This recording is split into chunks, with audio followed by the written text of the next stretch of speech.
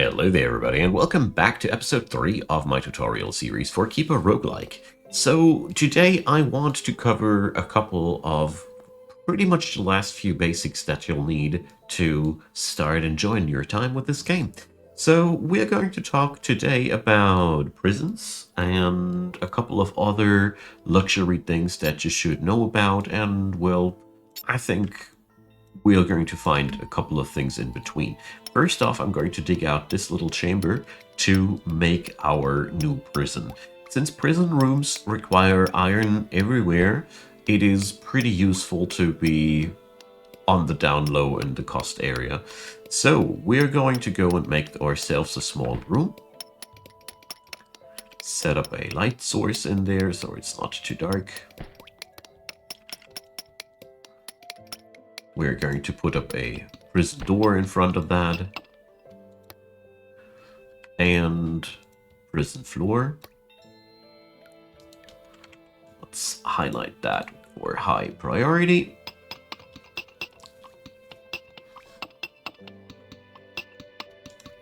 And then the last thing we're missing is a good old-fashioned torture table. Alright. Another thing that we're going to focus into today is advanced sorcery. So advanced sorcery should be, together with iron processing, one of the two foundations of your entire early game, because the iron bookcases that you get here allow you to train your mages beyond level 3 as well.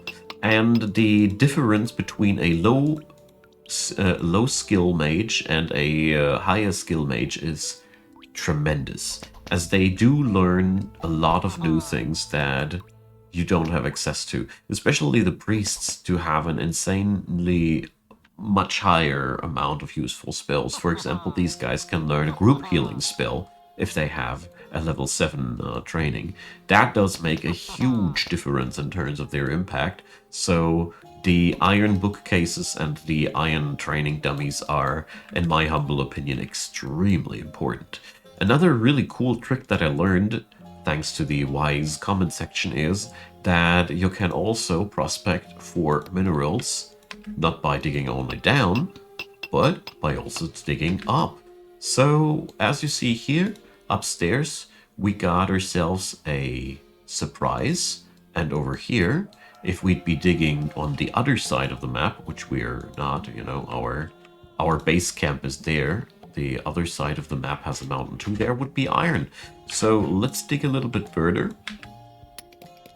There's even another surprise up here.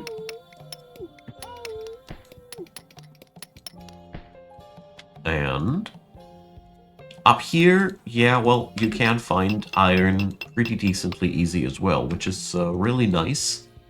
And, whoa, sometimes you also happen to be at the edge of the world. I strongly recommend you to build a couple of walls here, if that's possible even. I don't know if the tree is in the way. But either way, well, here, all the minerals are on the other side of the mountain. The fun part about that is, it is no problem to acquire these either. So, since we now know that, we can also go over here and start claiming these tiles. You see that little dot in the middle, and that allows us to build their staircase. I mean, we could obviously build there as well, but on claimed territory, you can order your minions around in a different way. I don't exactly know what kind of different things happen on claimed territory versus unclaimed territory yet, but it is nice to know. Alright, upstairs here, as you see, we have plenty full amounts of iron at our disposal, so that's a really powerful little thing to know, as this is often much easier to navigate towards compared to downstairs. So many thanks for letting me know, so you guys know now too. So this is going to be our iron mine for a while. You can now press A to prioritize that a little bit. So I'm giving them a little bit of a order to go over there. So there's also granite over here, so yeah, we should definitely prospect that as well. There's always a good use for all these materials. Shouldn't let them go to waste. So yeah, as you see there, if we'd go upstairs even further, there'd be even more of that stuff. So I really like that, and I think this is pretty easy to understand why. So let's get ourselves into that surprise over there and see where this will get us. Oh well, that little guy doesn't even need a prioritization. So we are going to go meanwhile downstairs and introduce you to another few useful things in the living category. So dining tables, you can put them up wherever you want to. They make the units that dine there satiated. That's a random buff that they're gathering to themselves, and as far as I've seen things, they're constantly, if it is available, they'll just go there and have some fun with it, and yeah, pretty much that's what it is. There is also in the installations area a whipping post, which allows you to allows your minions to go there and get whipped. I know that is as weird as it sounds, but it makes them more productive, and it only costs you wood and should be not missing in your dungeons. There's also statues for higher luxury, but luxury is really only needed that badly once your minions need their own housing. There's plenty of luxury things going on there. So, apart from that, there is also something that I didn't do yet, the poetry table. If you set up a poetry table, your keeper will craft poetry. This is a consumable which you can use to debuff the enemy, because it's mostly vile slander and really nasty things. You see here, that fella, satiated. Improves moral and increases defenses. It's a slight little mini buff, but it is basically free, so I really recommend doing it, because I really didn't see any bigger downsides to that. And the leisure zone is also worth noting, as you can this way define where your people are going to be. This can be really useful, for example, to get your more powerful minions chilling out somewhere, or get your minions out of harm's way. It really depends on your situation, I'd say, and yeah, sometimes it can be used for various methods. That's for sure. Traps are really on many ends useful. As you see there, you can invest very heavily into wood. Boulder traps are your granite spenders, and there's also gargoyles. Gargoyles are really cool, as they allow you to... let's see. There's a wolf. So as they allow you to set up a sentry that just comes to life when enemies get near. Alright, so let's get our activity team together and send them upstairs. So, since we now have a prison, we can now capture whatever we want. I don't know how easy it is with those wolves, so order capture. You right-click them and you order them to capture, and when you now attack them, you just knock them unconscious. Bang. You don't kill them anymore once they are ordered for capture. If that is not happening, you're still killing just everybody over there. So, we had a slight little wolf tribe situation here, and now you see we've captured a couple of animals. Enemy animals. So, for beasts like that, we also need a beast cage. I'm not quite sure if this will work like it does usually, and yeah, here. For those wolf prisoners to pick them up, as you see here, we require a cage. There we go. So let's accept that guy, and now you have a prisoner in your tab.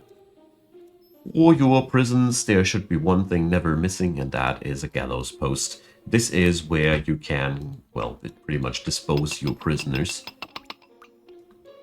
if you don't want them anymore. So, our little Wolfie is now part of our colony, and as you see there, he's also walking around there. So, we now can order these prisoners to be... I don't know if we can order them to be tortured if they are animals. But humanoid captives can be tortured. Yeah, alright. Obviously the wolf can't be tortured and our dude is already interacting with him. We're going to get ourselves some sentient victims. These are what we need to show you the rest of the show. Okay, so our dudes are fairly decently geared. We press control, we go over to the world map, and let's see. There's a cave of harpies. That's sounding really, really scary, as harpies are ranged fighters. There's a cottage. It's all looking pretty scary. Let's see. Let's go for that cave and see.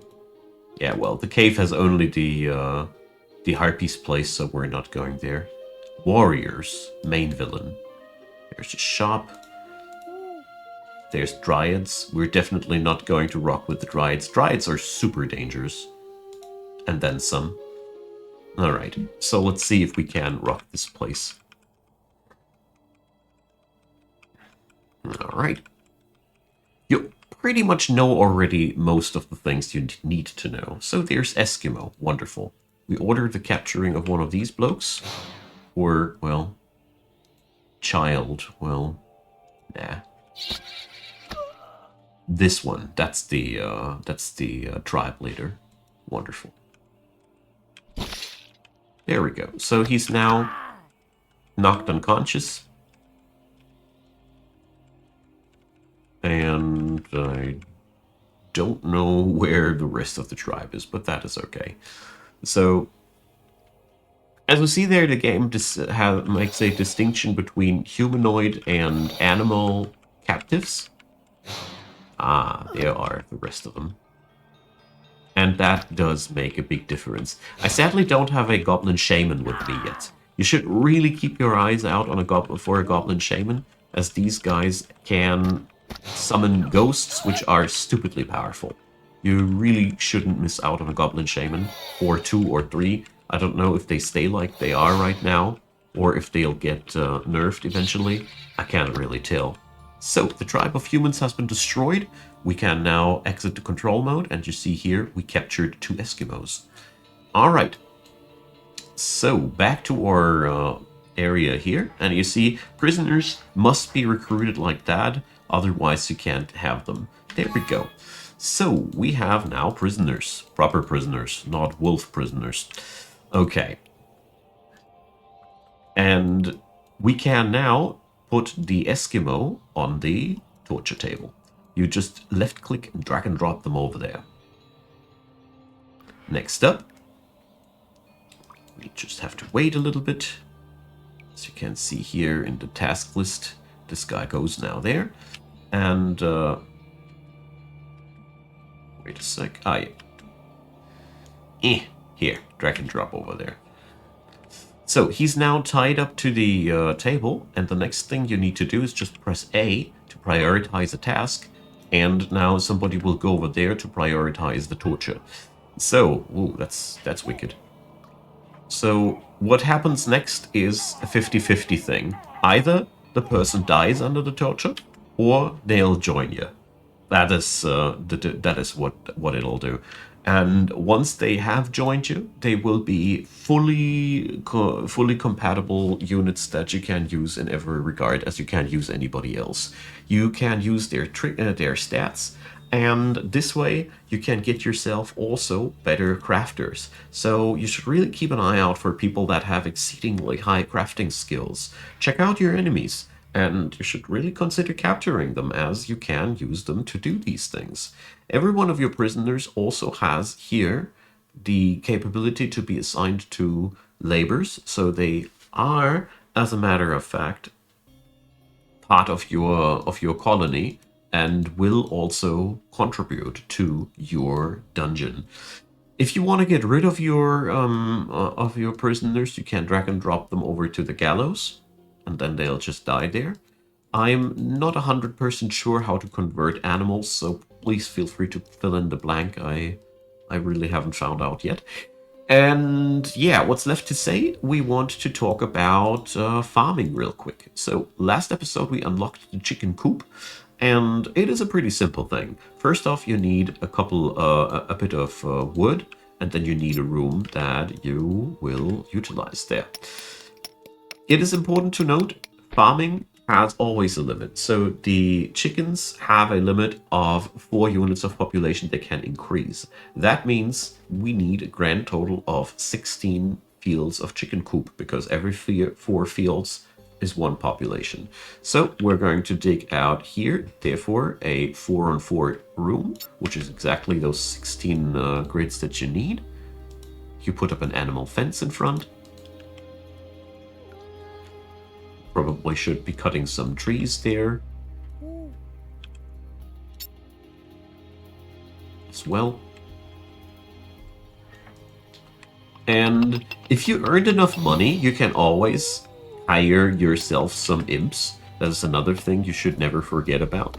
You can always get these guys to get a lot of work done, and they can be, like I said, hired into your dungeon as well, and they don't cost you any money or such. Traps are pretty no-brainers. I did skim that topic a little bit. The biggest challenge about it is to construct yourself a way where the enemy has to pass over it. So choke points are preferred for that, and the longer you play this game, the more you should always consider, if the enemy is supposed to walk past there, you should always where are the grids where they need to walk over, and these are the ideal spots to pick up to put up traps. This can of course go as far as you want to, or not as far, so the limit is really just your imagination in that regard. All right. As you see here, our prisoner is contributing also in terms of work. And the interesting part about prisoners is they don't count into your population, because we have here a grand total of 5, 7, 8, and 9 people here. As you see there, 9 of 14. And those prisoners, they just don't count. That's a pretty nifty little thing. Okay, so what's left to say? Really important. Something that I really felt like is easy to overlook. When you check out the activities, especially your keeper and other people are configured in a way that I personally don't find too useful. So for example, your keeper is always configured to do crafting. Well, this is only interesting if you want him to work on the bench for poems, but beyond that, there is not that much of a use for it. So you can totally configure what the people should do. And for example, the goblin warriors are always configured to do crafting. Yes, they have sort of a crafting ability, but I really would say it is not that much worth it to go for that. So beyond that, yeah, well, you pretty much know the most important things that you need to know about dungeon keeping now.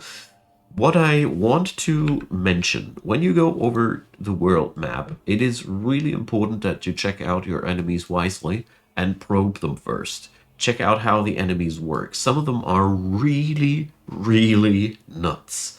For example, the dryads, they are right now, they can shoot through trees and just sniper down your entire squad. So to help yourself in that regard, you have also a bestiary available. This you can browse through to your own leisure, and you can always check out what's the typical makeup of the monsters out there. This will help you to get yourself some sort of a strategy together, because there's always a way around the issue at hand. There are always units that are more resilient against arrows, for example, if you need to go against these things, and all in all, knowledge is really power in this regard. You can also browse over the items that the game has in store, and you can also check out the spell schools if you want to know what kind of things you'd want to focus. As a heads up, because I will wrap up this mini series with this episode, later down the road you will need higher quality crafting abilities, because at the forge you can already see the higher materials require much higher crafting skills. So that is one of the things that you should totally try to get your hands down on. And apart from that, try to find more crafting techniques. I mean, at the end of the day, there is no new mechanics to explain.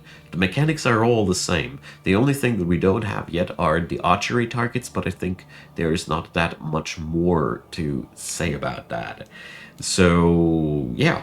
If you feel like I missed out something really important in this little series, let me know. But I think with all the things that I brought up so far, you should be really able to conquer the world from here.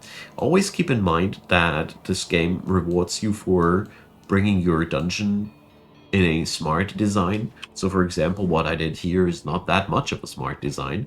What you could do, for example, now would be destroying this trap here, building a wall here, and start digging something like this. There, sorry.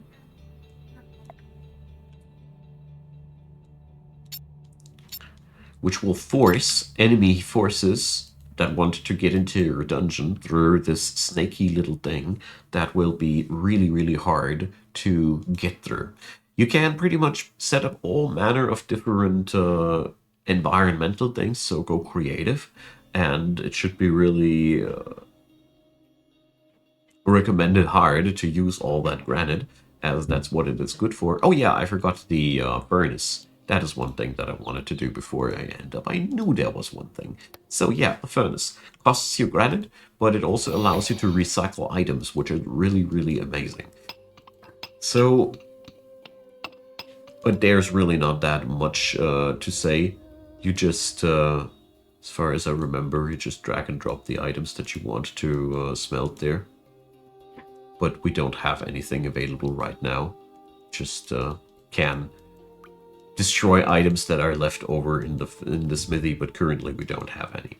Anyways, yeah, that's that. Build up yourself a better defense, but I'd really keep that to you guys how you want to pull it off. Try out new things and try to conquer the world, and let me know how it went for you. Use the comment section to let me know what kind of tutorials you'd still like to have. I do plan to do a more detailed how to win the game series one day once I've won the game, which I haven't yet. So stay tuned for more of these things. But if there's any topic where you're like, please, I have no clue what's going on there, let me know. I'll see what I can do. That all being said, leave a thumbs up if you enjoyed, consider subscribing, and as usual, check out the description box. There's lots of links to go around there. There's Patreon, PayPal, and Buy Me a Coffee. There's Discord, there's my Twitch where I stream regularly, and of course, there's also my channel membership system where you can have early access to all the things that I have pre-uploaded for release and scheduled for release. Thanks for watching, you all. Thanks for supporting the channel, and a special thanks to you, yes, you right here, right now, watching this video until the very bitter end. I deeply appreciate you folks, and I hope you had a good time, and see you all on another video, I hope. Bye-bye.